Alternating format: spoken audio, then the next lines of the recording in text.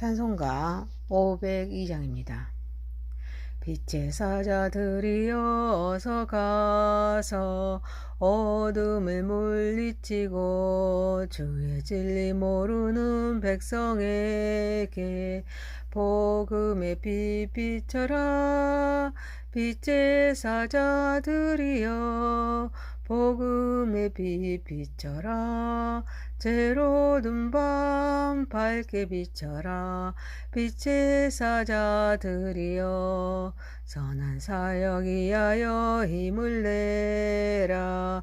주 함께 하시겠네. 주의 크신 사랑을 전파하며 복음의 빛 비춰라. 빛의 사자들이여 복음의 빛 비춰라. 제로든 밤 밝게 비춰라. 빛의 사자들이여 주님 부탁하신 말 순종하여 이 진리 전파하라. 산을 넘고 물 건너 힘을 다해 복음의 빛 비춰라. 빛의 사자들이여 복음의 빛 비춰라. 제로든 밤 밝게 비춰라. 빛의 사자들이여 동서남북 어디나 땅끝까지 주님만 의지하고 눈 어두워 못 보는 백성에게 복음의 빛 비춰라. 빛의 사자들이여 복음의 빛 비춰라. 제로든 밤 밝게 비춰라. 빛의 사자들이여. 사도행전 28장 16절에서 31절입니다. 우리가 로마에 들어가니 바울에게는 자기를 지키는 한 군인과 함께 따로 있게 허락하더라.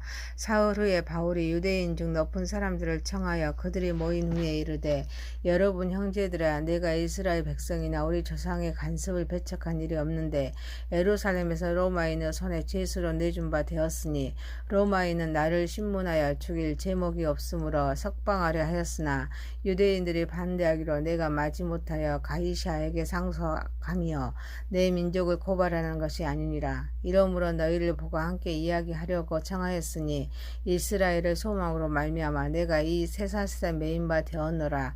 그들이 이르되 우리가 유대에서 내게 대한 편지도 받은 일이 없고 또 내 형제 중 누가 와서 내게 대하여 좋지 못한 것을 전하든지 이야기한 일도 없느니라. 이에 우리가 너의 사상이 어떠한가 듣고자 하니 이 파에 대하여는 어디서든지 반대를 받은 줄 알기 때문이라 하더라. 그들이 날짜를 정하고 그가 유숙하는 집에 많이 오니 바울이 아침부터 저녁까지 강론하여 하나님의 나라를 증언하고 모세의 율법과 선지자의 말을 가지고 예수에 대하여 고하더라. 그 말을 믿는 사람도 있고 믿지 아니하는 사람도 있어 서로 맞지 아니하여 흩어질 때 바울이 한 말로 이르되 성령이 선지자 이사야를 통하여 너희 조상들에게 말씀하신 것이 옳더라. 일렀으되 이 백성에게 가서 말하기를 너희가 듣기는 들어도 도무지 깨닫지 못하여 보기는 보아도 도무지 알지 못하는도다. 이 백성들의 마음이 우둔하여져서 그 귀로는 둔하게 듣고 그 눈은 감았으니 이는 눈으로 보고 귀로 듣고 마음으로 깨달아 돌아오면 내가 고쳐줄까 함이라 하였으니 그런즉 하나님의 이 구원이 이방인에게도 보내어진 줄 알라. 그들은 그것을 들으리라 하더라. 바울이 온 이틀을 자기 셋집에 머물면서 자기에게 오는 사람을 다 영접하고 하나님의 나라를 전파하며 주 예수 그리스도에 관한 모든 것을 담대하게 거침없이 가르치더라. 아멘. 사도행전 28장 16절에서 31절입니다. 마침내 로마에서 라는 제목입니다. 첫 번째, 약속을 지키시는 하나님이십니다.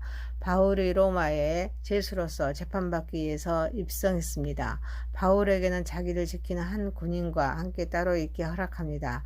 바울은 죄수의 몸으로 왔지만 군인과 따로 있게 된 이 기회를 놓치지 않고 복음을 입증하는 기회로 활용합니다. 하나님은 약속을 지키십니다. 천부장은 유대인들이 무슨 일로 그를 고발하는지 진상을 알고자 바울의 결박을 풀고 제사장들과 온 공회를 모으고 바울로 말하도록 하여서 소동이 일어나 천부장에 의해 보호될 때 하나님은 담대하라. 네가 예루살렘에서 나의 일을 증언한 것 같이 로마에서도 증언하여야 하리라 하고 약속하십니다. 이러한 약속의 성취는 바울이 로마에서도 복음을 자유롭게 전할 수 있었음을 보여줍니다.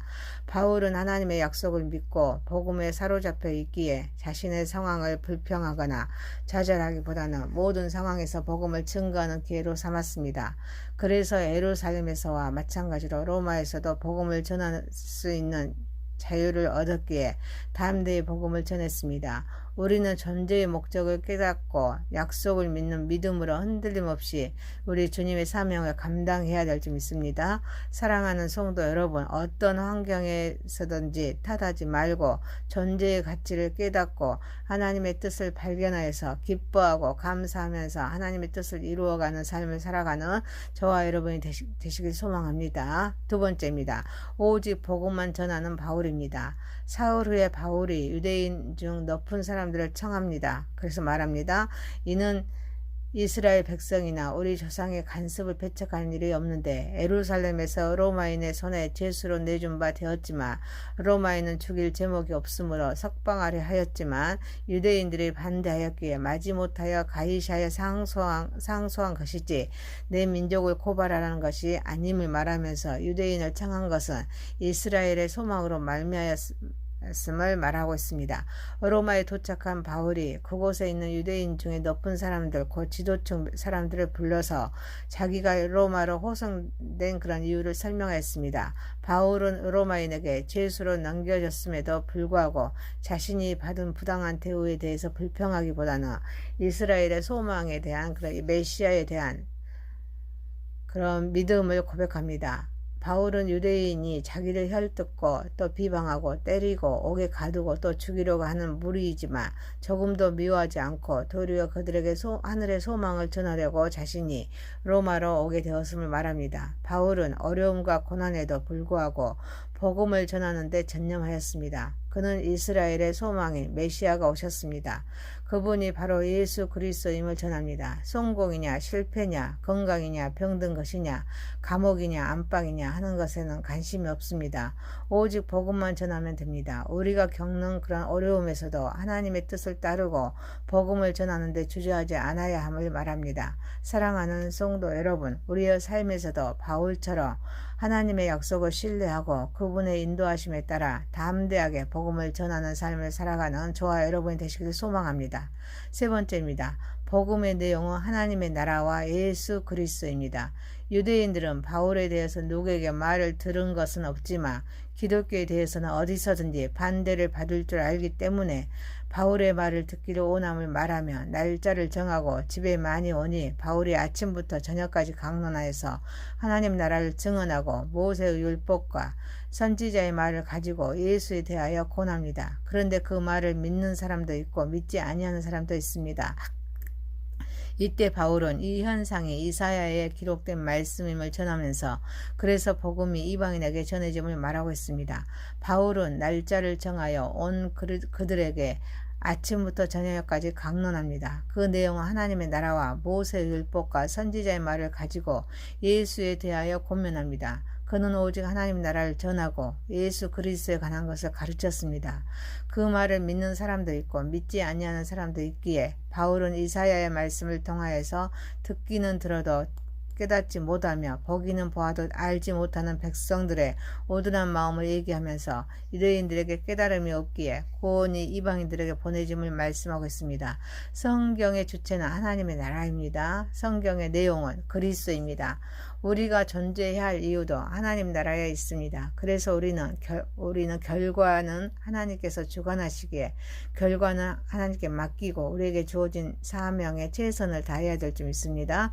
사랑하는 성도 여러분, 우리의 삶 속에서 하나님 나라를 세우고 확장하기 위하여 복음을 전하고 양육하고 선포하면서 우리의 변화된 삶과 덕이 되고 본이 되는 삶을 통하여서 하나님의 나라를 견고히 세우는 삶을 살아가는 저와 여러분이 되시기를 소망합니다. 합니다. 네 번째입니다.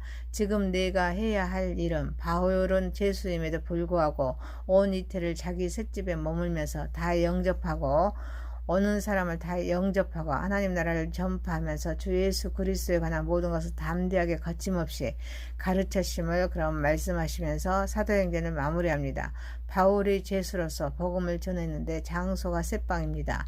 큰 궁궐에서 많은 사람에게 복음이 증거되면 좋을 것 같은데 셋방에서 아주 미미하게 복음이 증거되고 있습니다. 바울은 자기 생명에 대한 것은 생각지 않고 오직 자기 집으로 초청된 사람들에게 주어진 기회를 최대한 살려 아침부터 저녁까지 피곤을 마다하지 않고 열정적으로 복음을 전파합니다. 세상은 영원하지 않지만 이미 하나님의 나라가 시작된다는 사실을 알기에 장소에 구애받지 않고 사람을 차별하지 않고 자기 생명에 연연하지 않고 생명 바쳐 충성합니다. 바울은 자신의 상황에 연연하지 않습니다. 영적인 관점에서 현실을 바라보았기에 그의 사역은 큰 영향력을 발휘할 수 있었습니다. 그런데 이를 통하여서 하나님은 대로마를 변화시켰습니다. 눈에 보이는 큰 것이 큰 일을 하지 않습니다. 우리의 생명은 하나님이 주관하십니다. 따라서 내가 해야 할 일은 지금 내게 주어진 사명에 충성하는 것입니다. 사랑하는 성도 여러분, 우리의 생명을 하나님이 언제 부르실지 아무도 알 수 없지만 지금 깨어있어 주어진 일에 최선을 다하는 저와 여러분이 되시기를 소망합니다. 사도행전 28장 16절에서 31절입니다. 마침내 로마에서라는 제목입니다. 약속을 지키시는 하나님이십니다. 오직 복음만 전하는 바울입니다. 복음의 내용은 하나님의 나라와 예수 그리스도입니다. 지금 내가 해야 할 일은입니다. 전능하신 하나님 아버지, 어떤 환경에서든지 탓하지 말고 존재의 가치를 깨닫고 하나님의 뜻을 발견하여서 기뻐하고 감사하면서 하나님의 뜻을 이루어가는 삶을 살아가게 하옵소서. 우리의 삶에서도 바울처럼 하나님의 약속을 신뢰하고 그분의 인도하심에 따라 담대하게 복음을 전하는 삶을 살아가게 하옵소서.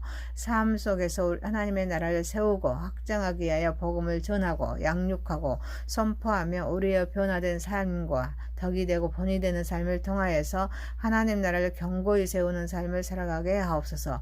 우리의 생명을 하나님이 언제 부르실지 아무도 알 수 없지만 지금 깨어 있어서 우리에게 주어진 일에 최선을 다하게 하옵소서. 예수님의 이름으로 기도하옵나이다. 아멘.